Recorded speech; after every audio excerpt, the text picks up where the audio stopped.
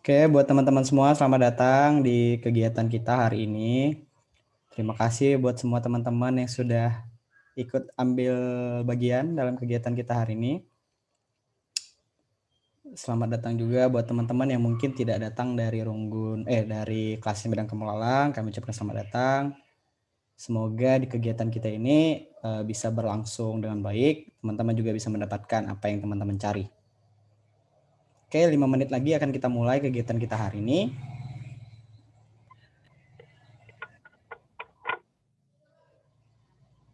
Kita sembari tunggu teman-teman yang lain ya.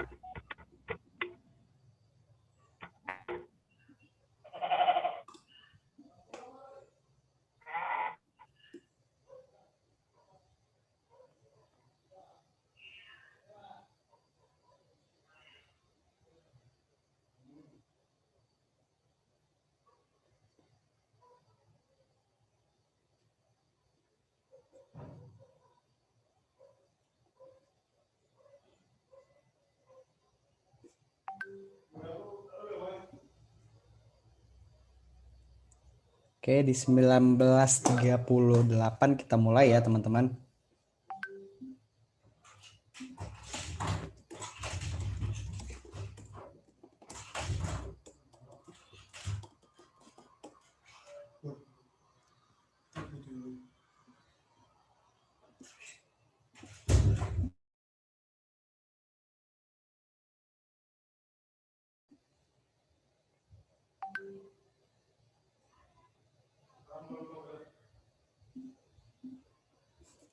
Waduh, udah nggak apa-apa deh.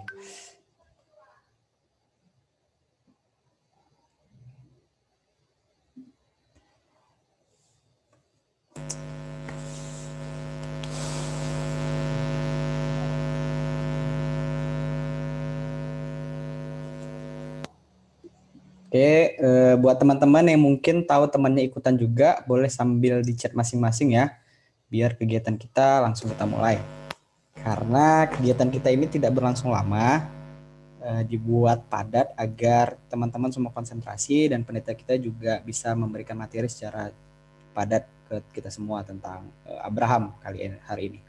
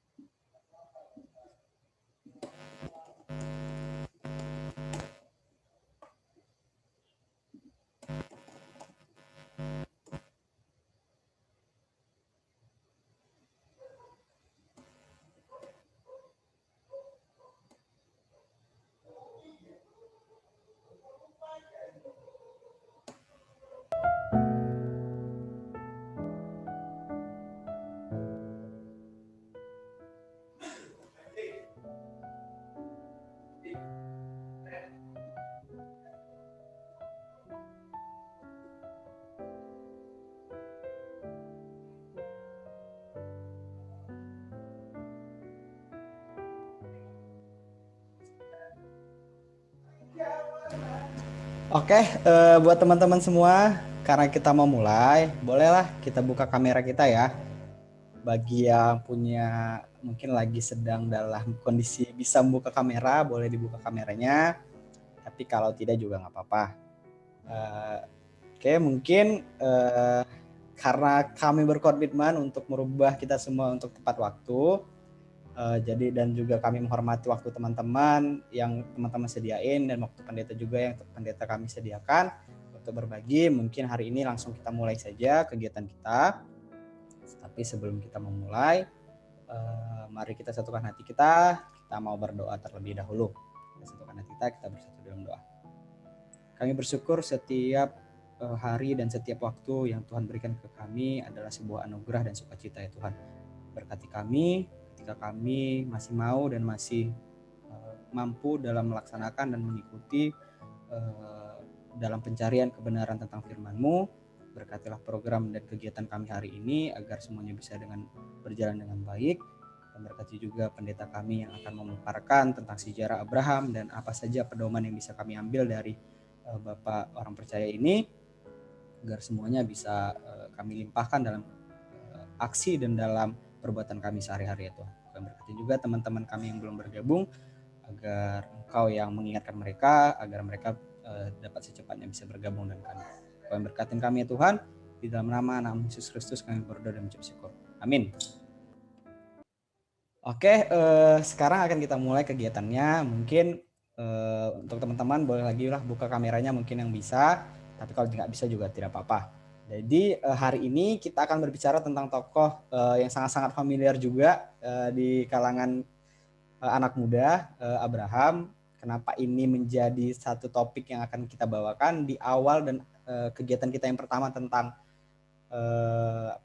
tentang program belajar Alkitab, karena kami ingin memulai dari tidak dalam sebenarnya kenapa memilih ini. Cuman kami sangat ingin ini menjadi landasan utama ataupun ini menjadi tokoh utama lah dalam pembahasan hari ini. Mungkin teman-teman juga bertanya kenapa ada program ini. Begitulah mungkin ya. Kami menyadari bahwa banyak sekali kita begitu tidak mendalam dalam pemahaman kita tentang tokoh, misalnya dalam penggejapan dalam PA kita. Jadi kami punya kegelisahan lah untuk sama-sama, bukan hanya segi kasih kita yang kita tingkatkan, cuma dari pengetahuan tentang Alkitab juga menjadi pondasi kita dalam berbuat kasih. Begitulah sebenarnya latar belakang kegiatan kita hari ini. Semoga teman-teman setiap bulannya bisa mengikuti belajar Alkitab kita, tidak lama, hanya 45 menit, sekitar setengah jam, tapi teman-teman bisa punya insight-insight yang baru tentang tokoh yang akan kita bahas. Mungkin langsung saja, hari ini kita diperlengkapi oleh pemateri kita, Ibu Pendeta Bertalina Brutarigan. Terima kasih Pendeta sudah menyempatkan dan mempersiapkan materi kita hari ini. Kami berterima kasih atas waktu dan kesempatan yang Pendeta berikan kepada kami. Mungkin langsung saja pembahasan kita hari ini tentang Abraham akan dijelaskan langsung oleh Pendeta Bertalina Brutarigan. Mungkin akan saya share screen, teman-teman boleh perhatikan dengan sesama, karena nanti ada sesi pertanyaan mungkin untuk teman-teman yang ingin bertanya. Oke, boleh Pendeta, kami silahkan ke Pendeta kami. Oke, baiklah, menjuah-juah buat semua permata, klasis Medan Kampung Lalang. Saya kira ini program yang sangat baik. Baru pertama sekali nih ya, Angga ya. Iya, Pendeta. Ya, kalian mulai dari seorang tokoh yang sangat dijadikan teladan, inspirasi tentang bagaimana hidup beriman. Jadi ini pertemuan ini tanpa nyanyian, tanpa hanya langsung ya. Iya, Pendeta. Oke, baiklah. Tapi saya mau bernyanyi dulu. Oke, Pendeta. Ya, untuk menggambarkan bagaimana Abraham ini. Jadi saya ambil dari Kidung Jemaat 269. Suara saya nggak terlalu bagus, tetapi saya mau kata-katanya aja yang kalian dengar ya. Hai musafir, mau kemana? Kau arahkan langkahmu. Kami ikut titah raja dan berjalan tak lesu. Lewat gunung dan daratan, arah kami ke istana. Arah kami ke istana, kota raja yang kudus. Arah kami ke istana, kota raja yang kudus. Nah, ini hanya sebagai pengantar bagaimana kemudian Abraham juga bagaikan seorang musafir ya, yang mengarahkan langkahnya sesuai dengan titah Tuhan.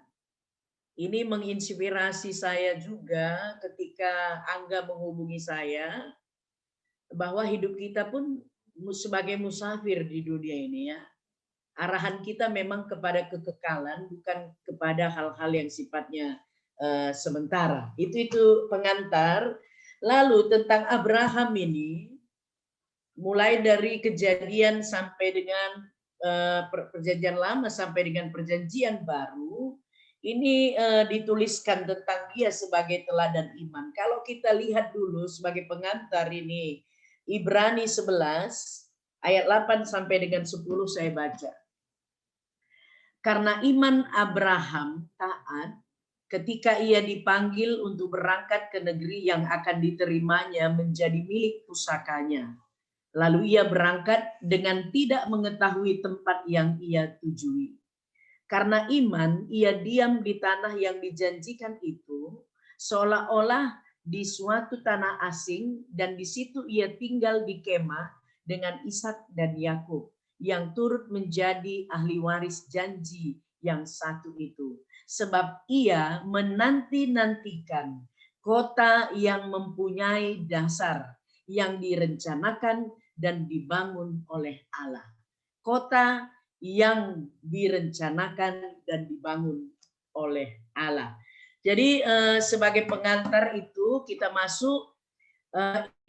Saya di awal mau mengatakan ini sebagai pengantar. Tentu kalian juga udah mengenal tokoh Abraham sejak sekolah minggu. Tokoh Abraham ini tokoh 3 agama besar ya di dunia. Yaitu Yahudi itu di kitab suci tanaknya, Kristen Alkitab, dan Islam ini Al-Quran. Sehingga ketiga agama ini disebut Abrahamic religion ya, yang dia akarnya itu Abraham begitu ya.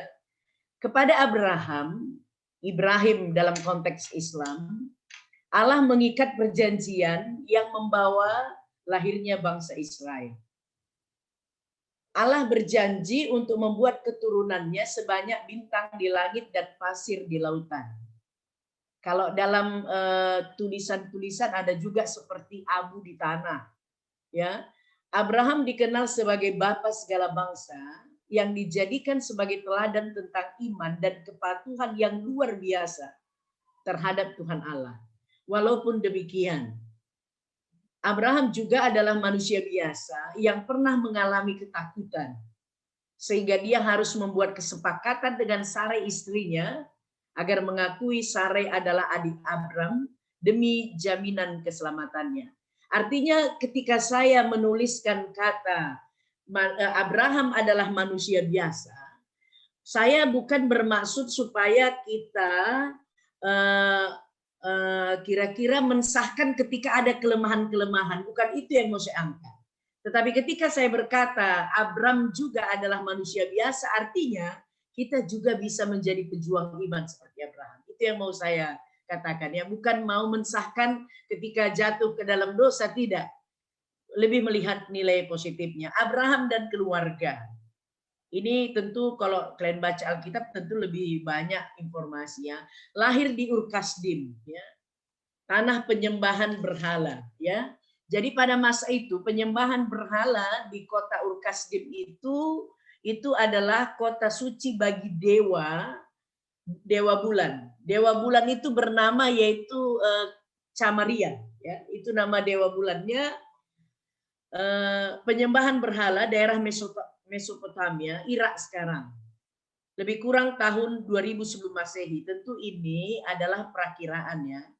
Perkiraan maksud saya.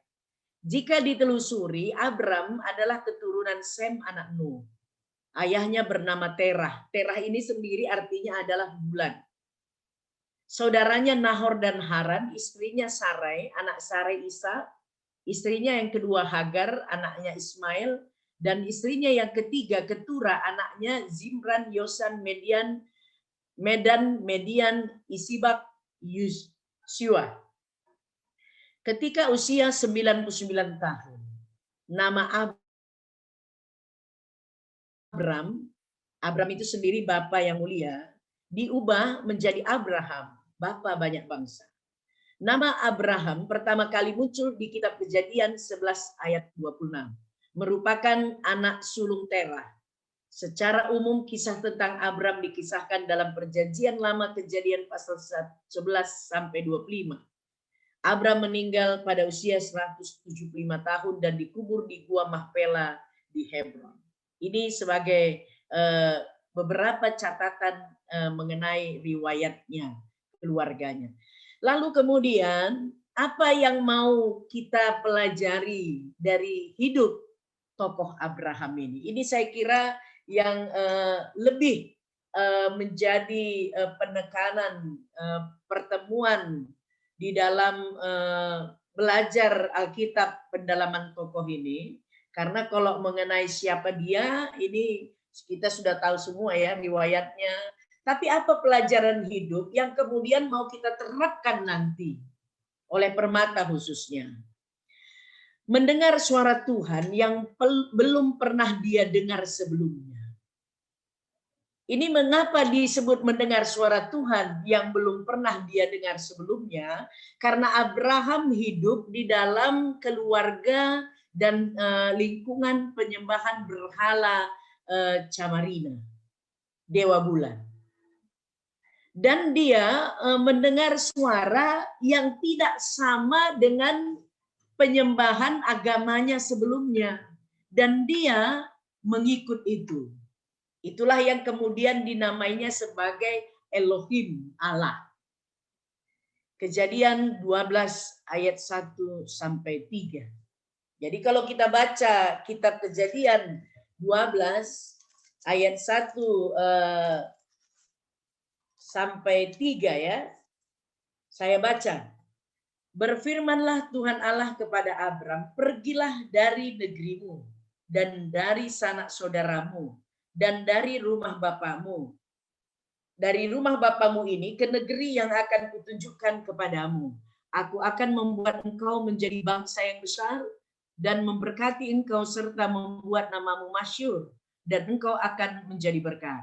Aku akan memberkati orang-orang yang memberkati engkau dan mengutuk orang-orang yang mengutuk engkau. Dan olehmu semua kaum di bumi akan mendapat berkat. Itu suara yang dia dengar. Abraham harus meninggalkan Ur Kasdim untuk mendengarkan suara itu. Mengapa? Karena dia mau taat kepada yang kemudian kita sebut Allah ya, kepada suara itu. Yang sekarang yang kemudian penulis menyebutnya sebagai Allah dan itu kesaksian Abraham. Allah ingin agar hidup Abraham berubah total. Jadi saya sengaja mulai dari Allah. Panggilan itu dimulai dari Allah, bukan dari Abraham. Ya. Dimulai dari Allah. Ini orang Kristen ya. Sedikit saya agak menyinggung ya. Mengenai ini sedikit agak menyinggung karena kebetulan saya ingat dan ini penting ya. Inilah inti iman Kristen dimulai dari Allah. Misalnya, pergumulan kita baptisan itu. Kenapa ada orang yang baptis 2 kali? Oh, katanya percaya dulu baru dibaptis. Iman Kristen yang kita pahami adalah baptisan itu bukan persoalan aku, tapi persoalan Allah yang memilih. Sehingga baptisan anak itu berlaku ya. Jadi Allah yang ingin. Allah ingin agar hidup Abraham berubah total. Abraham dipanggil untuk mewarisi Kanaan abadi. Abadi ya, yaitu negeri yang dijanjikan. Melepaskan diri dari ikatan belenggu dunia. Kesadaran hidup sebagai seorang musafir iman, ya, musafir. Jadi musafir itu berjalan dari satu tempat ke tempat lain, tetapi dia harus melepaskan diri dari apapun yang membelenggu dia untuk berjalan. Ya, untuk berjalan apapun yang membelenggunya itu harus dia lepaskan. Meninggalkan keinginan menikmati dunia sebagai tujuan utama. Karena dia kan secara umum penulis sudah banyak menyebutkan itu di daerah Ur Kasdim itu dia orang kaya raya ya. Keluarganya itu adalah keluarga yang terpandang. Dia punya banyak harta. Jadi dia demi suara itu dia meninggalkan keinginan kenikmatan dunia sebagai tujuan utama. Dan mari kita hidup dari belajar dari hidup Abraham ini. Yang pertama, nomor 6 itu saya buat dan lain-lain ya. Nanti sama kita berbicara. Ini diharapkan bukan monolog, tapi dialog ya. Karena kalian udah ngawan ini kan, udah banyak bicara mengenai Abraham ya. Itu di buku Belajar Ngawan Gulit. Ketaatan total kepada Allah. Melalui kitab Kejadian pasal 11 sampai 25, kita memperoleh informasi tentang ketaatan Abraham kepada Allah. Ada 2, saya ambil contohnya ya, banyak tapi 2 saja. Total. Yang pertama Kejadian 12 ayat 4. Setelah mendengarkan suara itu, pergilah Abram seperti yang difirmankan Tuhan kepadanya. Ini total ya, nggak lagi mempertimbangkan kenikmatan dunia yang bisa dia nikmati. Ya, dia total meninggalkan zona nyamannya ya. Dia memilih hidup untuk bergumul dalam kehendak Allah. Jadi ibaratnya begini, rupanya dalam mengikuti kehendak Allah, suara Allah ini memang tidak boleh setengah, tetapi harus total. Yang kemudian Kejadian 22 itu membicarakan mengenai ketika Allah meminta Abraham untuk mengorbankan Ishak. Waduh, ini bukan persoalan mudah. Ya. Bukan persoalan mudah. Setelah janji ketika umur Abraham dipanggil 75 tahun, Allah menjanjikan keturunan, dia menunggu 25 tahun. Nggak persoalan mudah itu ya. Kalau saya pendeta sendiri, ada adikmu satu di rumah namanya Ave ya. Ibrena Sarlina Agape, kami menunggunya 14 tahun setengah. Ya. Itu pun udah lama itu ya. 14 tahun setengah. Harusnya tadi adikmu ini udah kuliah ini. Mau sarjana ya. Nah, tapi sekarang dia masih kelas 3. 14 tahun setengah, Abraham menunggu 25 tahun. Lalu kemudian Allah berkata, korbankanlah katanya lagi. Ya, korbankan. Jadi memang kebiasaan ada pada masa itu sebuah tradisi mengorbankan anak manusia. Itu dalam ada juga upacara ritual agama pada masa itu. Dia tetap percaya kepada Allah secara total sehingga ketika ada perintah Allah korbankan, tetap dia meyakini ada sesuatu yang baik yang Tuhan juga akan siapkan. Nggak mungkin Tuhan mencelakakan ya. Jadi dia meyakini rancangan Tuhan itu adalah rancangan damai sejahtera. Jadi dengan kata lain, rupanya itu adalah pengujian dari Allah dan Allah menggantikannya dengan domba jantannya. Ini artinya itulah artinya ketaatan total kepada Allah. Perintah yang tidak masuk akal sekalipun, perintah yang dianggap merugikan, bahkan impian yang diinterupsi pun sekalipun, itu dia jalani karena dia memiliki ketaatan total kepada Allah. Jadi ini bisa dimungkinkan. Mengapa bisa dimungkinkan terjadi ketika mengenal Allah dengan benar? Ya, bukan mengetahui tentang Allah, tapi ketika mengenal Allah dengan benar. Kalau Allah itu kan diketahui, anak sekolah minggu juga tahu ya. Siapa Yesus, anak Maria, anak Yusuf, tahu mereka, tapi mengenalnya itu, menghidupinya itu, ini yang sangat menentukan ya. Jadi pemahaman tentang siapa Allah itu yang menentukan sebuah ketaatan. Ya. Kemudian selanjutnya, Abraham ini tidak orang yang egois, tetapi dia adalah seorang pendoa. Ya, dia seorang pendoa. Dia tidak hanya berpikir tentang dirinya, tetapi dia berpikir tentang keselamatan yang lain. Kalau kita baca itu Kejadian 18 misalnya, ya. Kejadian 18 ayat 23 sampai 24, Abraham beberapa kali mengadakan tawar-menawar dengan malaikat Tuhan.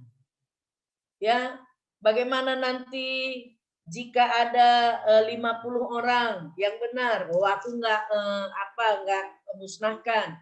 Bagaimana jika turun terus-menerus 30 orang? Itu juga tidak. Dan jadi dia berdoa, dia menginginkan agar orang lain diselamatkan. Walaupun Abraham tidak mengenal semua orang Sodom dan Gomora, dia hanya mengenal Lot dan keluarga. Tapi Abraham mau agar Tuhan mengampuni mereka. Ini apa ya? Inilah sikap hidup yang perlu bagi orang percaya yang diteladani dari kehidupan Abraham. Dia adalah seorang pendoa.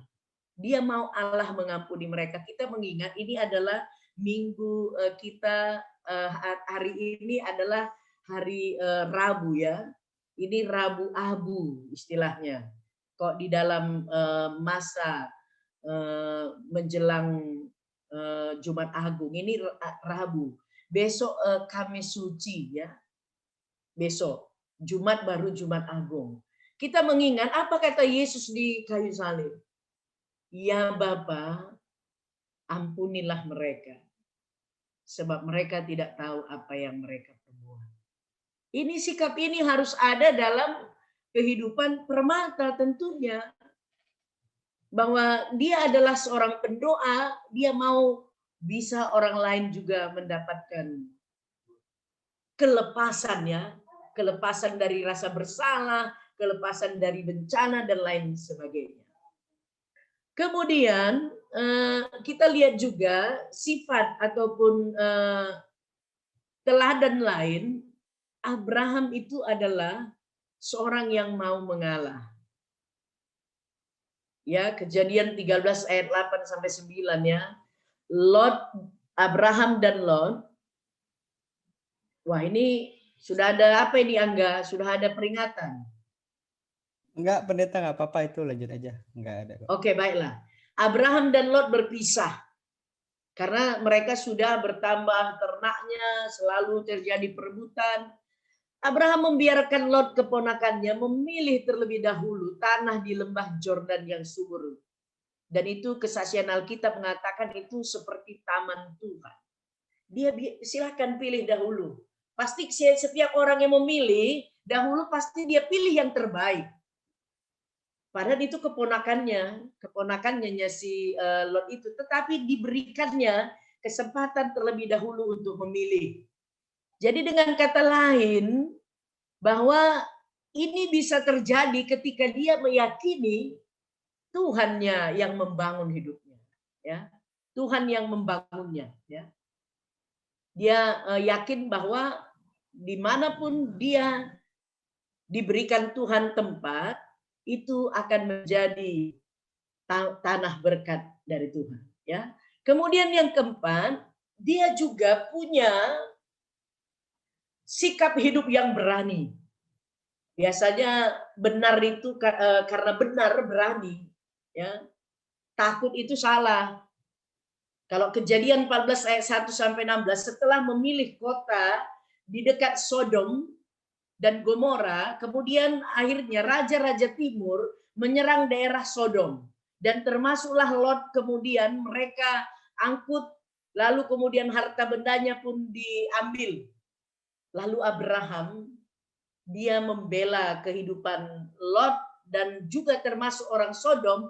Dia mengalahkan raja-raja timur itu, lalu membebaskan Lot dan beberapa orang. Jadi seorang yang penuh taat secara total kepada Allah, dia punya keberanian. Mengapa? Bukan situasi yang menentukan hidupku, ya. Bukan situasi yang menentukan aku hidup atau mati, tetapi Allah. Kemudian dia juga adalah seorang yang rendah hati ya. Kalau dalam Kejadian 18 ayat 27, dia sendiri mengaku dirinya adalah debu dan abu. Apa artinya debu dan abu? Sementara. Ya, sementara. Debu dan abu itu biasanya diinjak orang ya, diinjak orang. Itu membuat kotor kaki. Artinya apa? Dia itu nggak ada apa-apanya. Jadi dia nggak perlu mencari pengakuan dari orang lain. Ya. Nggak perlu dia mencari pengakuan, tetapi dia merendahkan dirinya. Kadang kalau yang terjadi, kebanyakan orang meninggikan dirinya untuk mendapat pengakuan, tidak perlu lagi itu. Ya, nggak perlu lagi. Dan Abraham mengakui dirinya adalah debu dan abu. Banyak lagi sebenarnya ya. Hanya Angga bilang hanya 30 menit. Menurut saya diskusinya lebih banyak, lebih bagus. Diskusinya jangan 10 menit ya, diskusinya lebih banyak. Penjelasannya tadi sebenarnya ini sudah masing-masing aja tahu baik tadi sebenarnya ya. Jadi banyak lagi, dia juga ramah ya. Dia menerima orang yang asing, bahkan dia adalah seorang yang orang Karo bilang pertemue ya. Dia suka menerima tamu. Bahkan dia mengundang tamu datang ke rumahnya, nggak dikenalnya pun dia berani, tapi jangan pula nanti kalian sekarang ini siapapun nggak kalian kenal kalian suruh ke rumah ya. Ini bahaya juga ini ya. Lalu kemudian dia jamu orang itu, dia kasih bekal lagi orang itu ketika melakukan perjalanan. Ini tanda bahwa seseorang yang beriman secara total kepada Tuhan. Oke, jadi sebagai penutup, tokoh Abraham memberi teladan bagi kita dalam membangun relasi yang benar dengan Tuhan. Dalam mengikuti suara Tuhan, Abraham berani mengubah arah kehidupan untuk diubah Tuhan. Dalam membangun relasi dengan Tuhan, Abraham juga belajar bersabar menanti janji Tuhan. Di tengah-tengah keadaan-keadaan yang kadang menginterupsi imannya. Ya, seperti tadi saya katakan manusia biasa ya.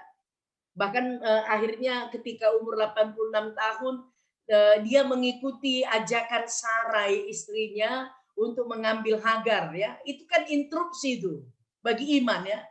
Tuhan bilang anakmu nanti ada anakmu dari Sarai, tapi diinterupsi ya. Kita juga demikian. Ya, permata juga hidup dalam konteks sekarang di mana banyak situasi atau tawaran dunia yang mengganggu relasinya dengan Tuhan.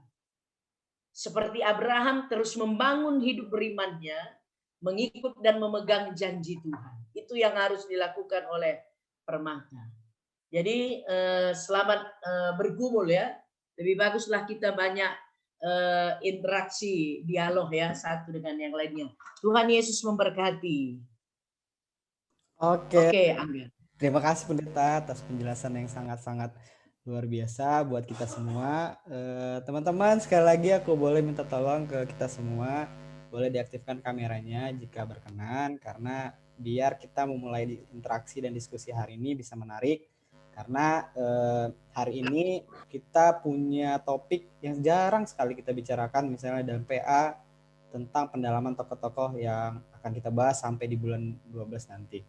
Jadi untuk teman-teman yang punya pertanyaan dan punya keraguan-raguan dalam ini si Abraham ini sebenarnya kayak gini nggak sih gitu. Jadi bolehlah teman-teman yang punya pertanyaan boleh ditanyakan. Yuk, kira-kira siapa yang mau bertanya pertama? Karena pendeta kita berharap sekali diskusi kita berjalan dengan baik. Karena pengennya sih memang diskusi yang paling porsinya paling banyak gitu. Karena kalau materi kan bisa kita baca, tapi diskusi kan butuh orang lain untuk berinteraksi. Yuk, ada kira-kira teman-teman?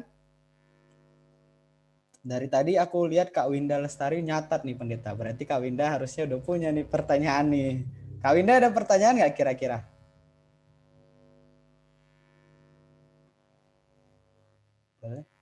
Boleh di unmute dulu Kak. Ada nggak kira-kira? Udah diam lagi. Oke, mungkin sebelum ke teman-teman, aku mau tanya dulu deh pendeta, biar teman-teman juga mau aktif dalam pertanyaan. Aku nanyain apa ya? Tadi kan Abraham ini salah satu yang dipelajarin dalam hidupnya adalah pendoa dan rendah hati.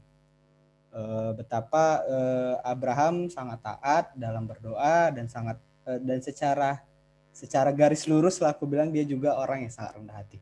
Bagaimana apa ya aku bilang dari menurut pendeta lah, dari perspektif si Abrahamnya, bagaimana dia sebagai orang yang sangat dikagumin tapi dia masih punya sisi rendah hati gitu pendeta.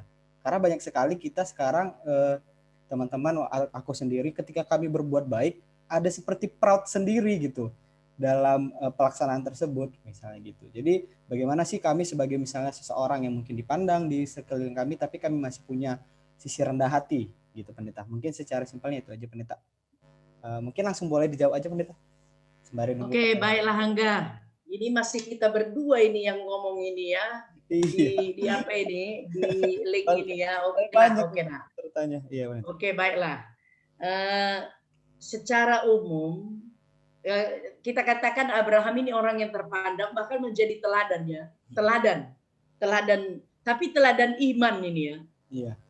Teladan iman. Dia juga orang yang apa ini ya, orang yang kaya raya karena ya kan begitu, kaya raya sehingga memang harus berpisah dari Lot karena banyaknya ternak-ternaknya ya.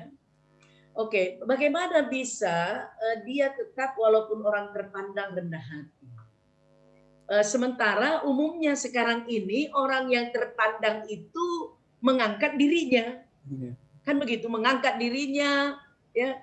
Itu kalau saya menjawab ini begini, Angga, pertama dulu dia sudah selesai dengan dirinya. Abraham ini dia sudah selesai dengan dirinya, dia tidak mengarahkan tujuannya untuk dirinya. Bukan untuk dirinya, tujuan hidup itu bukan untuk dirinya, tetapi untuk Tuhan.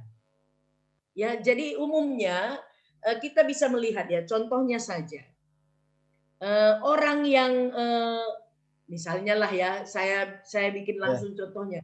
Pak Jokowi itu kok pakai sepatu itu harga 250.000 ya. Sementara menterinya pakai sepatu itu harga, atau menterinya atau gubernur bupati itu pakai sepatu itu harganya sampai jutaan. Ya, saya bukan mengatakan kita nggak boleh beda suka presiden siapa, tapi saya mau lihat contoh. Dia sudah selesai dengan dirinya.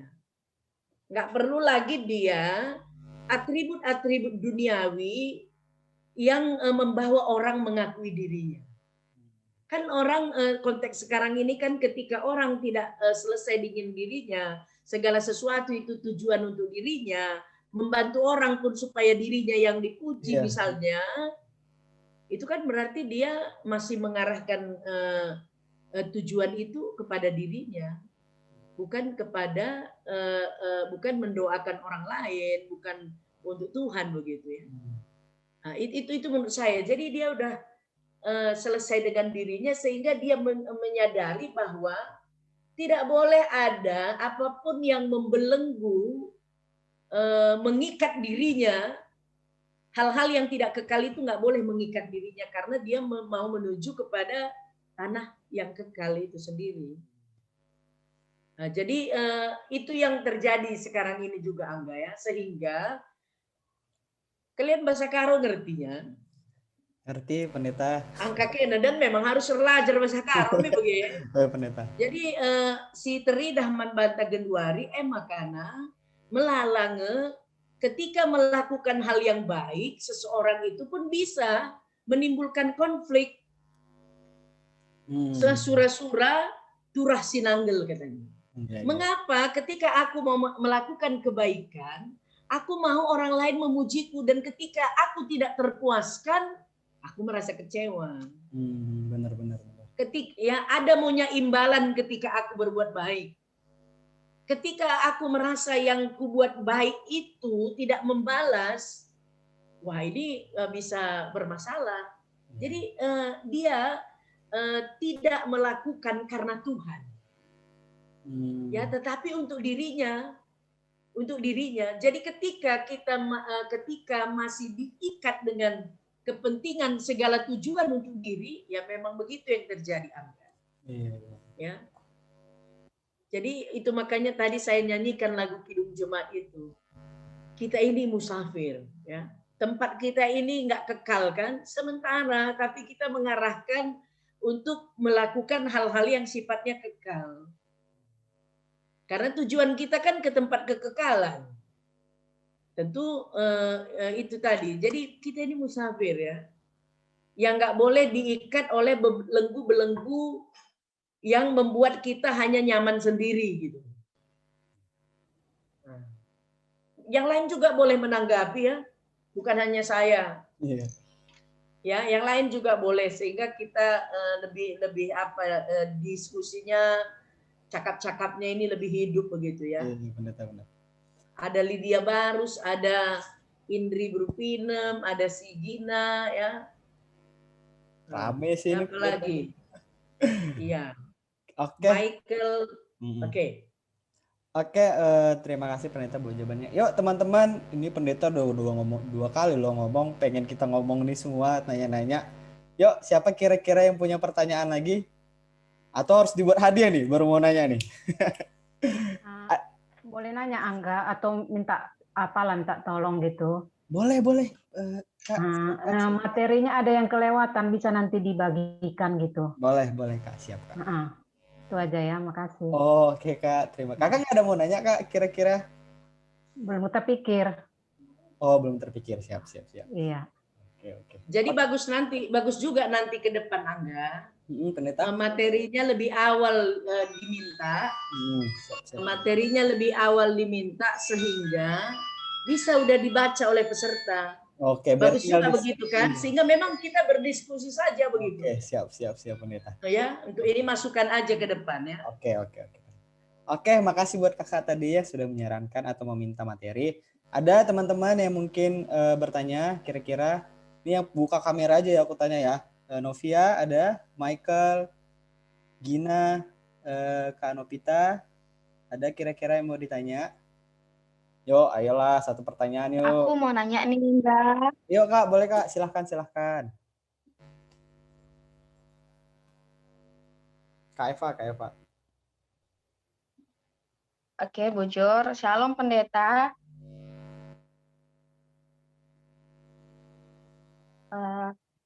Aku Eva, pengurus berbakti dari Rimbun Baru, juga pengurus klasis. Nah, di sini tadi menarik sekali ya cerita tokoh tentang Abraham yang disampaikan Pendeta. Nah, tadi juga ada Pendeta menyinggung tentang Jokowi yang tidak gengsi dengan memakai sepatu yang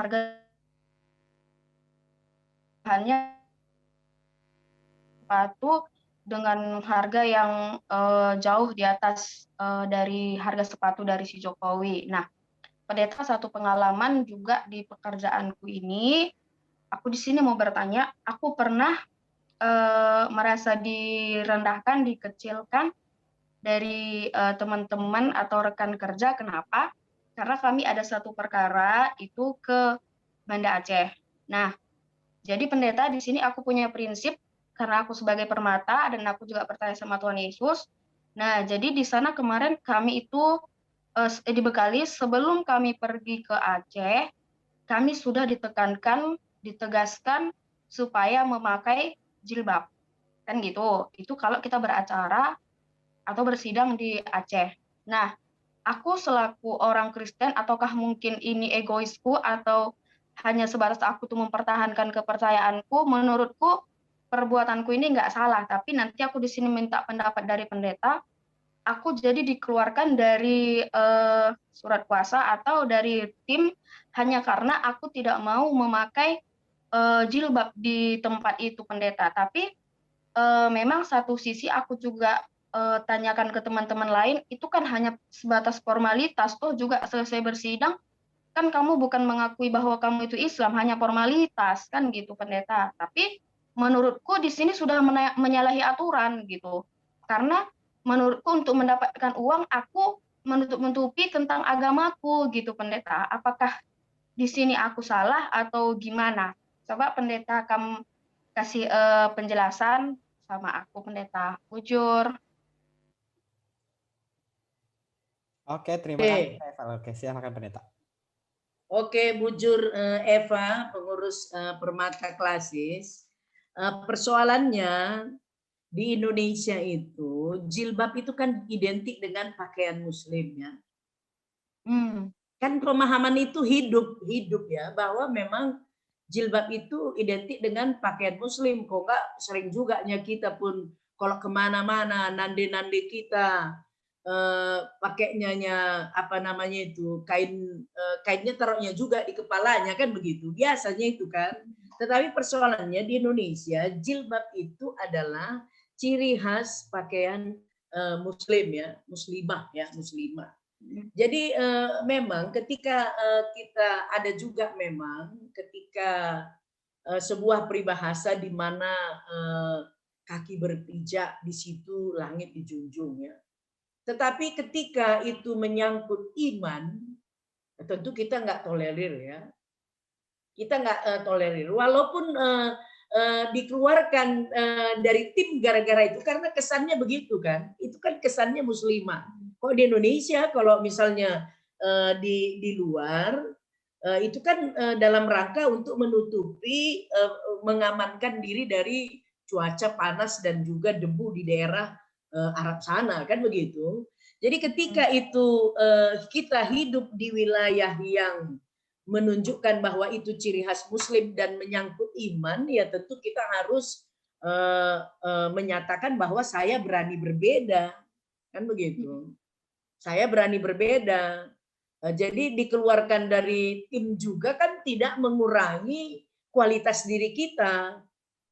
Kan begitu, tidak mengurangi kualitas diri kita. Karena apa? Karena kita hidup di lingkungan di Aceh yang memang menyatakan bahwa itu adalah bagian dari iman. Ya, jadi saya kira kalau saya berpikir, saya secara pribadi mendukung sikap yang diambil oleh Eva. Walaupun itu resikonya harus dikeluarkan karena memang bergumul dalam relasi dengan Tuhan, memang kita siap untuk segala resiko kan begitu. Dan setelah itu bagaimana Eva? Setelah kamu dikeluarkan dari tim, kamu dikembalikan ke Medan atau bagaimana? Itu sebelum berangkat ke Aceh pendeta, karena kan dibilang persiapan untuk barang-barang pribadi, dibilang kalau perempuan wajib pakai jilbab, nggak boleh berkutek, apa segala macam kan gitu. Nah, jadi sebelum pergi itu, ya aku sudah bilang kalau dipaksa untuk memakai jilbab, aku bagusan nggak usah ikut gitu. Tapi dari Katim kami bilang kalau bersedia dikeluarkan dari tim kita nggak masalah kan gitu. Nah, memang gini pendeta, kalau mengenai apa yang kita terima kalau kita ikut beracara ke Aceh, memang besar gitu. Tapi hati kecil berkata, kau kan mempermainkan agamamu gitu. Nah, dampaknya dari aku menolak untuk ikut di tim ke Aceh itu pendeta, sampai detik ini tim dari yang tadinya berangkat ke Aceh nggak pernah mengajak aku join lagi karena dikatakan aku ini nggak profesional gitu pendeta. Pergumulan baru-baru ini masalah bagaimana pendidikan di wilayah Sumatera Barat kan begitu. Bahwa akhirnya kan memang tidak boleh kita kita tidak boleh mengingkari identitas orang lain, tapi menghormatinya ya. Jadi walaupun berbeda, saya kira saya rasa walaupun dikeluarkan, ya itulah memang risiko bagi kita orang beriman begitu. Karena harus memang ada resiko yang kita tanggung begitu. Karena apa? Kita hidup di sebuah tempat yang melihat jilbab itu adalah bagian dari iman Islam. Berbeda tadi misalnya kalau kita pergi ke daerah dingin ya kita taruhlah di kepala kan. Nah, itu berbeda. Tapi ini kan di wilayah yang memahami bahwa itu adalah muslimah dan bagian dari Islam. Oke, Pak. Oke. Oke, pendeta, bujur pendeta. Oke, baiklah. Oke, makasih Kak Eva. Ini aku tertarik juga sih pembahasan tentang iman ini. Eh, Tadi kita belajar dari Abraham, dari pendeta, bahwa salah satu yang patut kita pelajarin dari Abraham adalah betapa dia mempertahankan imannya gitu. Jadi ada contoh menarik dari Kak Eva tentang bagaimana dia menolak untuk ikut ke sana, terkait yang itu tadi ya, tentang memakai jilbab. Aku tertariknya tentang ini sih. Aku mau share sedikit. Banyak sekali di antara kita sekarang, ya pendeta mungkin menurutku juga, ketika ini aku mikirnya sih free thinker, ketika kami sudah punya kebebasan dalam berpikir dan lain-lain, betapa mudahnya kita untuk udah nggak apa-apa, ya elah alay kali sih kau gitu, sok rohani kali sih gitu. Sering kali sih kita apa ya, mencairkan iman kita sendiri gitu, seolah-olah iman itu mengikuti zaman gitu. Itu sih apa ya, mungkin bisa kita gumulin juga lah di kehidupan kita sehari-hari. Fenomena ini sih aku bilang, fenomena pencairan Injil ini. Itu mungkin sedikit tambahan dari aku. Ada lagi teman-teman yang mau bertanya kira-kira? Yuk. Aku bukan bertanya, tapi mau beri gimana nih Bang ya, mau menyampaikan sama teman-teman itu. Kalau aku gini, dulu kan pendeta ada juga kemarin bahan tema kita itu tentang keadilan kan gitu. Itu PA 2 minggu yang lalu kalau nggak salah. Nah, kebetulan kemarin aku sebagai tuan rumah juga di Rimbun. Nah, jadi pertua itu bertanya bagaimana keadilan di pengadilan itu terkait dengan perbedaan agama. Nah, di sini aku juga membagikan kepada teman-teman. Nah, awal aku merintis itu kebetulan aku tuh sebagai seorang lawyer atau pengacara, memang ada perbedaan keadilan bagi yang umat Muslim dan non-Muslim. Tapi di sini aku mau berbagi kepada teman-teman, ketika kita mau tetap mempertahankan iman kita atau kita itu tetap taat kepada Tuhan, memang sungguh besar cobaan itu gitu ya, besar sekali cobaan. Aku sudah mengalami teman-teman, tapi ketika aku tetap berdoa, taat sama Tuhan, dan puji Tuhan sekarang ini beberapa dari perkara yang aku tangani itu tidak melihat dari agama gitu. Karena aku ketika kita meminta salinan putusan atau berita acara pemeriksaan, kita menjumpai yang namanya panitra. Nah, panitra itu rata-rata dan orang yang di pengadilan itu rata-rata Muslim, kan gitu. Nah, ketika mereka tahu kita itu tidak punya agama, enggak beragama Islam, kita itu dibola-bolakan gitu, teman-teman, dibola-bolakan. Nah, juga aku pernah berbuat suatu kecurangan. Di sini aku mengakui aku pernah berbuat suatu kecurangan. Aku menjumpai yang namanya seorang panitra, tapi mungkin di sini aku salah pendeta. Tapi aku di sini mau menguji, oh berarti ada perbedaan agama. Keadilan itu berlaku bagi agama yang Muslim gitu ya pendeta ya. Aku pernah pergi ke pengadilan memakai jilbab. Aku meminta berkas kepada seorang panitra, sambutannya itu baik gitu. Sambutannya itu sangat baik, tapi besoknya aku dengan perkara lain, aku nggak pakai jilbab. Aku mengakui sama panitra itu, kebetulan dia itu panitra senior, aku sebenarnya Kristen, kan gitu. Nah, malah puji Tuhan, aku juga bilang sama panitra itu, berlakulah adil kepada setiap manusia gitu. Jadi di sini teman-teman, aku mau menegaskan, jangan kita itu malu mengakui, kita nggak malu, maksudnya bersaing di dunia pendidikan, pekerjaan, apapun segala macam, tunjukkanlah bahwa kita itu seorang permata gitu, seorang anak-anak Tuhan gitu. Jangan malu, kadang kan kita insya Allah gitu, walaupun kita bilang itu insya Allah hanya sebatas supaya ya banyak teman atau apa segala macam. Aku pribadi pernah melakukan hal seperti itu, tapi menurutku itu nggak bagus. Jadi teman-teman, di sini aku mengajak teman-teman supaya apapun itu kita bilang puji Tuhan gitu. Ada teman-teman, jujur. Oke, Oke. bujur. Pendeta mau ada nanggepin? Sedikit Angga. Oke, jadi memang itu memang yang terjadi ya. Itu memang yang terjadi sehingga eh, kalau kita berbicara mengenai perjuangan Islam ini ya, dia justru menganggap juga negara ini punya dia. Ini yang sebenarnya ya, yang sebenarnya ini khususnya Islam yang apa ya, Islam garis keras. Kalian ingat kalau bicara sejarah ya, bicara sejarah nasional, kalian ingat ketika dasar negara di apa ya, disahkan oleh BPU PKI, PPKI, Piagam Jakarta, saya kira kalian ingat ya. 7 kata itu. 7 kata di sila pertama. Ketuhanan Yang Maha Esa dengan menjalankan syariat Islam bagi pemeluk-pemeluknya. Itu kan perjuangan mereka itu.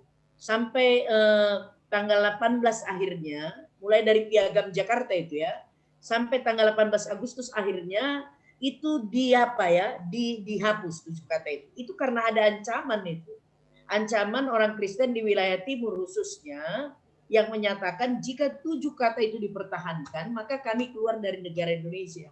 Dan Soekarno nggak mau bahwa negara yang baru proklamasi ini tanggal 17, nggak mau akhirnya terpecah. Sehingga Soekarno dan Hatta melakukan pendekatan terhadap orang-orang Muslim yang terkemuka dengan mengatakan begini, 7 kata itu dihapus dulu. Nanti kalau negara kita ini sudah semakin baik, maka kita akan rumuskan lagi. Itu yang mereka memang tuntut terus, sehingga ada terus upaya-upaya untuk mengganti negara Pancasila ini, Indonesia menjadi negara Islam. Ada terus upaya-upaya itu ya. Kita ingat peristiwa DITI ya, Darul Islam, Tentara Islam di Indonesia. Bagaimana itu mereka memaksa orang Kristen menjadi Muslim dan lain sebagainya ya. Terus ada upaya-upaya untuk itu. Bagaimana mereka juga menuntut di sekolahnya Kristen supaya ada di situ guru agama Islam, sementara di sekolah negeri aja nggak ada dulu guru agama Kristen, tapi wajib belajar Islam. Ya, jadi itu terjadi ya. Ada terus upaya-upaya untuk memperlihatkan ini Islam mayoritas, jadi ini negara kami. Tetapi saya kira sebagai orang percaya, biarlah begitu harapan mereka.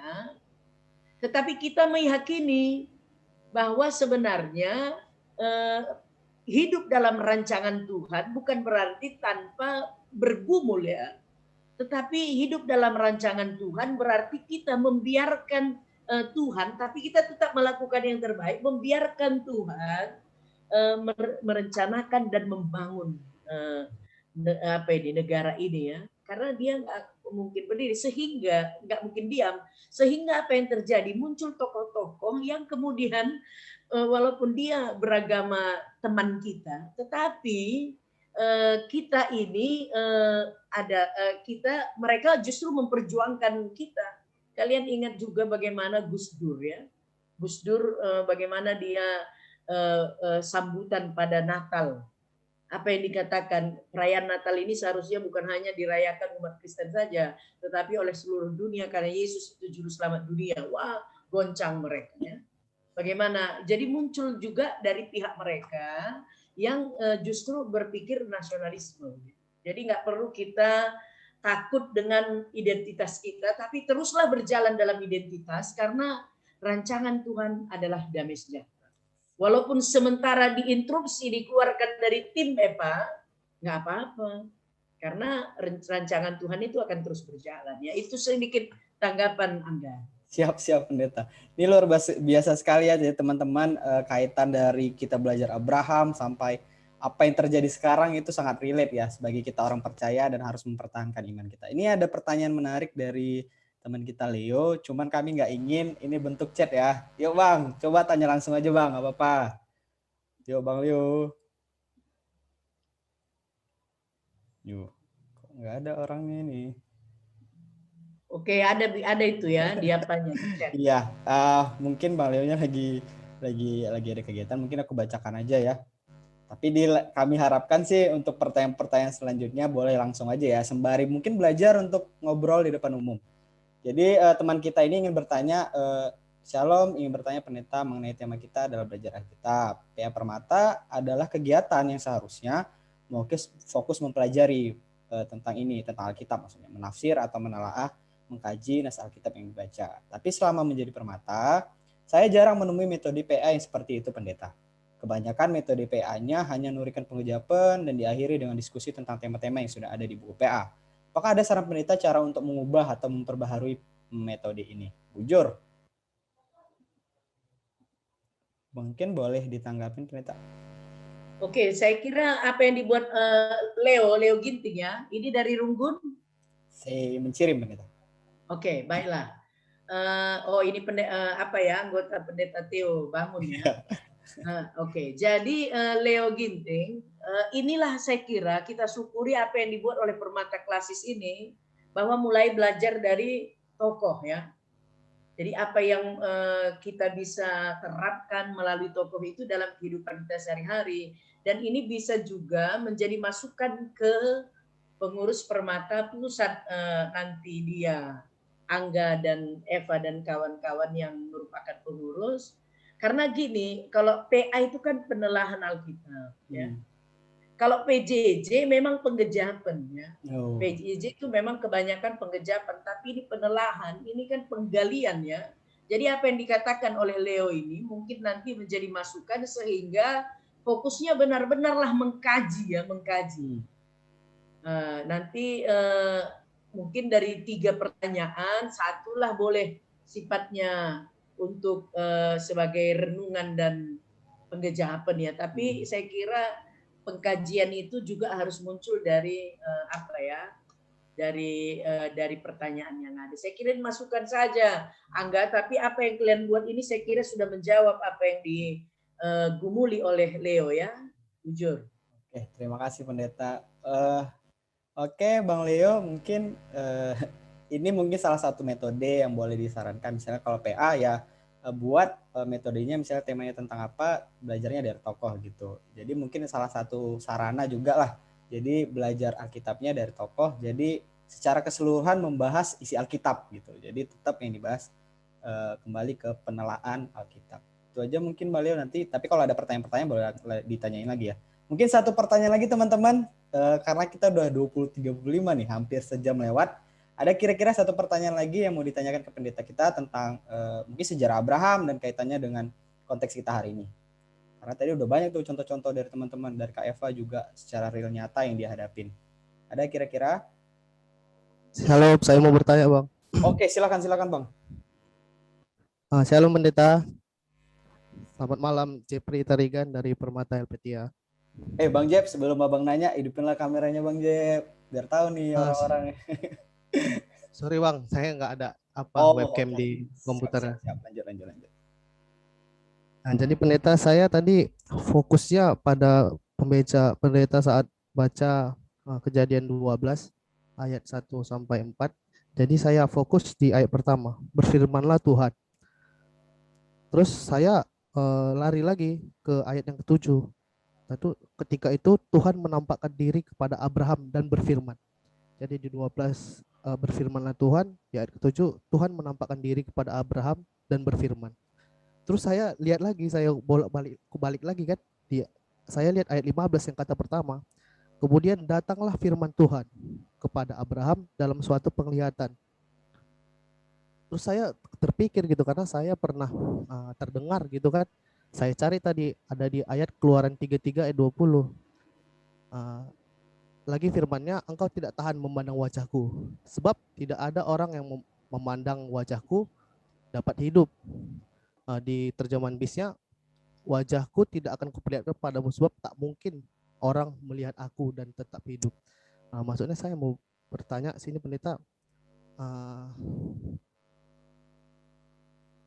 apakah di saat Tuhan Yesus menampakkan diri di sini itu mungkin pendeta udah tahu ya, masuk bingungan saya di sini. Iya. Terima pendeta.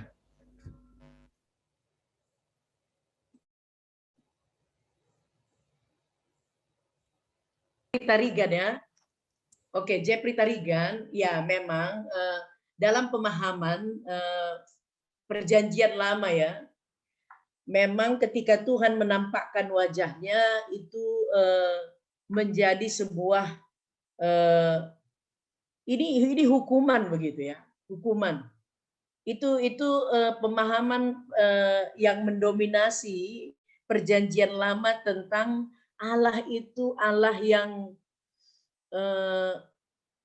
dalam tanda petik ya siap selalu mengadili perbuatan manusia. Kemudian kalau oleh karena itu Allah sendiri datang nanti dalam diri Yesus sehingga Allah manusia langsung nampak Allah itu dalam Yesus sehingga kita tidak bisa mengenal Allah tanpa Yesus Kristus. Itu kemudian ya cara Allah. Jadi bagaimana ini kalau saya pahami pertanyaan dari Jeffrey dikatakan Allah menampakkan diri kepada Abraham. Lalu kemudian Abraham melihat Tuhan dalam suatu penglihatan. Jadi kalau kita lihat dalam perjanjian lama itu cara Allah menampakkan diri itu bisa melalui misalnya seperti Musa ya. Kehadiran Allah itu dia melihat semak duri yang menyala tapi durinya semaknya enggak terbakar ya. Jadi bisa melalui hal-hal yang demikian. Ya, bisa juga melalui angin. Bisa juga melalui suara, itu bagian dari menampakkan diri. Ini kita harus juga lihat penulisan Ibrani secara langsung, ya, secara langsung dalam hal ini. Tetapi memang pemahaman Allah kalau langsung dia menampakkan benar-benar diri wajahnya kepada manusia dalam konteks pemahaman perjanjian lama itu adalah ini peringatan, ini betul-betul hukuman begitu ya. Nah, sehingga dalam Yesus Allah mulai mendamaikan dirinya dengan manusia sehingga kita bisa melihat Allah di dalam Yesus. Jadi menampakkan diri ini bisa saja pengertiannya Jeffrey bukan wajahnya tetapi bagaimana Allah menampakkan dirinya melalui alam ciptaan maupun melalui firman-Nya ya, suara. Itu yang dimaksudkan di sini. Tapi itu perbedaan pemahaman perjanjian lama dan perjanjian baru. Kok perjanjian lama itu kok udah Allah menampakkan wajahnya dipahami oleh umat, wah ini ada sesuatu yang akan terjadi. Allah marah, Allah akan menghukum. Tetapi di dalam Yesus Allah mendamaikan diri dengan manusia sehingga kita bisa melihat wajah Allah di dalam Yesus. Oke, terima kasih Angga dan Jep. Oke, terima kasih. Angga boleh bertanya, mulai Oke. kepikir ini. Sebentar. Dari saya Estini Sariginting dari Setiabudi mau nanya pendeta. Estini Sariginting dari Setiabudi. Kan baru-baru ini ada kejadian teroris pendeta. Itu sebenarnya rentetan-rentetan teroris yang sebelum-sebelumnya. Bagaimana tanggapan pendeta dengan dikaitkan dengan Abraham ini, kan itu garis Islam keras. Apa tanggapan pendeta tentang teroris ini? Karena udah selalu mengancam Indonesia, kita pun sebagai penduduk Indonesia pun apalagi umat Kristen jadi makin takut ke gereja karena ancaman teroris ini. Terima kasih. Itu saja pertanyaan dari saya, Bujur. Oke, Bujur Estini Ginting dari Setiabudi ya. Ini ketika dari segi iman Kristen membunuh diri sendiri itu bukan hak manusia, itu hak Allah. Ya. Dia membunuh kehidupan yang Tuhan anugerahkan itu adalah dosa ya. Apalagi ketika dia membunuh orang lain ya. Jadi apa kata Yesus? Anak manusia memang harus mati. Ya. Anak manusia harus disalibkan, yaitu aku sendiri kata Yesus. Tetapi alangkah celakanya yang menyerahkannya. Artinya yang melakukan kejahatan itu kan menjadi celaka, tetapi memang anak manusia itu memang harus mati, ya, harus kematian yang membuat kita bisa diselamatkan, diperdamaikan dengan Allah. Allah Yesus naik ke atas kayu salib supaya dia bisa turun melihat pergumulan kita. Kan begitu. Jadi ketika seseorang itu melakukan bom bunuh diri, itu dosa, dan itu sesuatu yang bertentangan dengan iman Kristen. Apalagi ketika karena pemahamannya yang salah itu menjadi korban orang lain, ya. Lebih kurang 20 orang kalau saya tidak salah untuk hal itu. Jadi ini memang bagian dari, ini juga trik-trik politik dikatakan. Ini nggak murni agama, ya, nggak murni agama, karena memang untuk Islam garis keras ini kan sangat dekat dengan kepentingan-kepentingan politiknya dalam membangun negara Islam dalam tanda petik, dan saya kira ada yang mengatakan juga pengalihan isu dan lain sebagainya. Jadi kita mengecam itu, ya, pasti, ya. Oke, bujur. Oke, siap. Bujur buat pendeta. Oke, teman-teman, terima kasih. Mungkin ada yang kurang jelas kira-kira yang sudah bertanya tadi, ada yang mau ingin tanyakan lagi? Kalau tidak, biar kita tutup sesi pertanyaannya. 1, 2, 3. Oke, sip. Oke, terima kasih buat teman-teman semua yang sudah ikut berpartisipasi kegiatan kita hari ini. Jujur aku sangat terkesima lah ke teman-teman semua. Aku tadi perhatiin dari awal tuh ada 27, 26, 27 gitu. Jadi banyak teman-teman yang memang tertarik dengan pembelajaran ini. Semoga nanti di bulan depan kita ketemu lagi tentang pembahasan oleh tokoh yang berbeda. Jadi aku harap teman-teman semua punya dapat insight-insight yang baru tentang Abraham khususnya, yang bisa teman-teman kaitkan dengan konteks kita hari ini. Mungkin teman-teman bisa bawa juga dalam kegiatan bergereja tentang pemahaman dan pendalaman tentang Alkitab, tentang Abraham di kegiatan PA mungkin. Terima kasih juga buat pendeta kami yang sudah memaparkan dengan begitu jelas tentang Abraham, tentang sejarah dan apa kaitannya dengan pedoman hidup yang bisa kita pakai sampai hari ini. Terima kasih buat pendeta. Semoga apa yang pendeta sampaikan, yang pendeta mungkin jawab pertanyaan kami tadi, bisa kami mungkin semakin lebih bertanya lagi ke kami semua, agar pencarian tentang kebenaran firman Tuhan itu terus kita lakukan. Oke teman-teman, sampai sini saja kegiatan kita hari ini. Mungkin sebelum kita tutup, kita mau boleh memberi masukan. Siap pendeta. Siap pendeta. Untuk Permata Klasis, masukan saya begini, supaya dia lebih banyak, artinya lebih beragam. Kadang kita nggak hanya belajar dari tokoh Alkitab, tapi dari tokoh bapak-bapak gereja. Oke, iya siap. Nah ya, seperti itu juga perlu bapak-bapak gereja. Jadi itu langsung kesaksian orang percaya dalam mendengarkan firman Tuhan, bagaimana dia begitu, ya. Jadi itu juga bagus, ya, bapak-bapak gereja kita. Oke, makasih. Siap. Oke, terima kasih pendeta buat sarannya. Mungkin di awal ini kita pendalaman tokoh Alkitab, mungkin besok-besok kita pendalaman tentang tokoh Bapak Gereja, bisa tentang misalnya nanti tentang tema-tema yang tentang kepemimpinan Salomo misalnya, dan lain-lain. Banyak hal yang akan kita pelajarin dari khususnya dari Alkitab dan pandangan Bapak-Bapak Gerejawi kita terhadap Alkitab.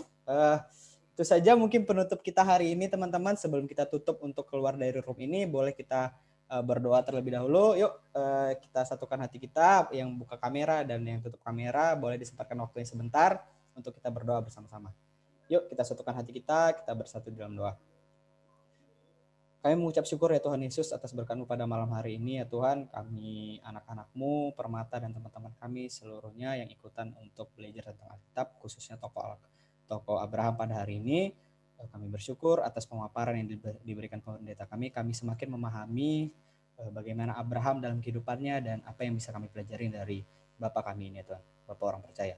Kami berdoa juga ya Tuhan untuk teman-teman kami semua yang mengikuti, agar semua yang ikut pada hari ini punya dan mendapatkan insight-insight baru tentang siapa itu Abraham, dan bisa kami kaitkan dengan kehidupan kami sekarang itu. Bersyukur juga untuk seluruh kegiatan kami yang telah berlaksana dengan baik. Terima kasih, agar apapun yang kami perbuat tidak hanya semata-mata untuk membanggakan diri kami dalam proses pencarian kebenaran-Mu, tapi hanya kebenaran-Mu sajalah yang menjadi patokan kami ya Tuhan. Di sini juga kami akan berpisah dari satu dengan yang lainnya. Engkau yang berkatin kami dalam kehidupan kami masing-masing, terkhususnya dalam kehidupan kami sehari-hari. Kami serahkan seluruh kehidupan kami ke dalam tangan Tuhan. Di dalam nama Anak Yesus Kristus kami berdoa dan mengucap syukur. Amin. Oke, sebelum kita keluar, boleh kita foto sebentar sebagai dokumentasi kami dalam berkegiatan. Yuk, boleh teman-teman dibuka kameranya sebentar saja. Yuk, yang baru siap mandi mungkin. Yuk, kita buka kamera kita sebentar, kita foto. Segini saja yang mau eksis. Wih. Oke. Oke, segini aja kayaknya. Yuk, kita foto, kasih pose terbaiknya. Senyum semua. 1, 2, 3. Ya. Oke, sekali lagi. 1, 2, 3. Oke, terima kasih teman-teman untuk materinya. Materi dari pendeta nanti aku kirimin ke WA teman-teman semua. Terima kasih buat hari ini pendeta dan teman-teman semua yang sudah berpartisipasi. Kita ketemu lagi di bulan depan. Terima kasih. Bujur pendeta. Terima kasih. Bujur pendeta, shalom. Bujur, shalom, bujur semuanya, semangat ya. Ya. Tetap prokes. Bujur pendeta. Bujur. Ini masyarakat yang tidak ingin keluar sepertinya. Ya. Bujur Angga. Bujur Kak. Bujur Angga Mujua-jua, shalom. Shalom Kak. Bujur Messi, Anastasia. Udah pergi semua. Nah, kita akhiri ya.